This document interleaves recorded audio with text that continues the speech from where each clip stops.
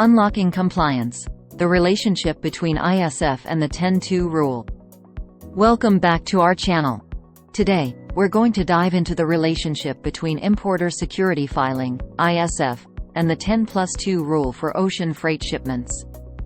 When it comes to international trade and customs brokerage, compliance is a crucial aspect.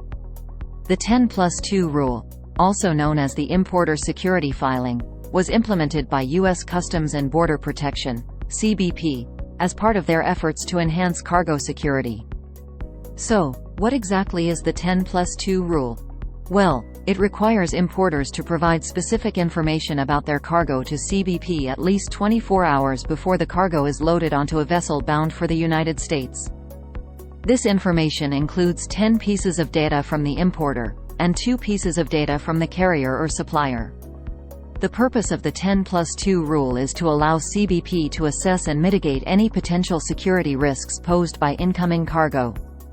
By gathering this information in advance, CBP is able to identify any high-risk cargo before it reaches the United States, ensuring the safety of the country and its citizens. Now, let's talk about the relationship between importer security filing and the 102 rule for ocean freight shipments. The 10-2 rule refers to the requirement for importers to have a customs bond, also known as an importer security filing bond or ISF bond, in order to comply with the 10+2 rule. The customs bond serves as a guarantee to CBP that the importer will comply with all applicable customs laws and regulations. It ensures that the importer will accurately provide the required information for the importer security filing and fulfill all financial obligations related to their shipments. In other words, the customs bond acts as a form of insurance for the government, protecting them from any potential financial losses that may arise from non-compliance. It is a way for CBP to ensure that importers take their responsibilities seriously and follow the rules set forth by the agency. It's important to note that not all importers are required to have a customs bond. The bond requirement applies to importers who are considered high risk or non-compliant, as determined by CBP. This determination is based on various factors, such as the importer's compliance history and the nature of their shipments.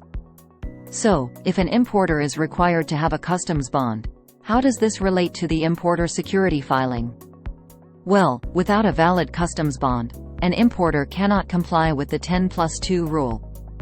They will not be able to submit the required information to CBP, and their cargo may be subject to delays or even refusal at the port of entry. In summary, the relationship between importer security filing and the 10+2 rule is intertwined with the requirement for a customs bond. The customs bond ensures that importers have the financial means to fulfill their obligations under the 10+2 rule, allowing them to provide the necessary information to CBP and avoid any complications or penalties. That's all for today's deep dive into the relationship between importer security filing and the 10+2 rule for ocean freight shipments.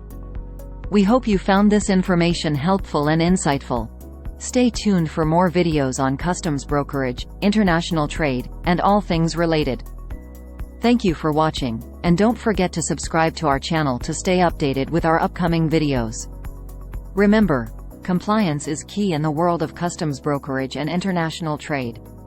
Disclaimer note below. See you soon.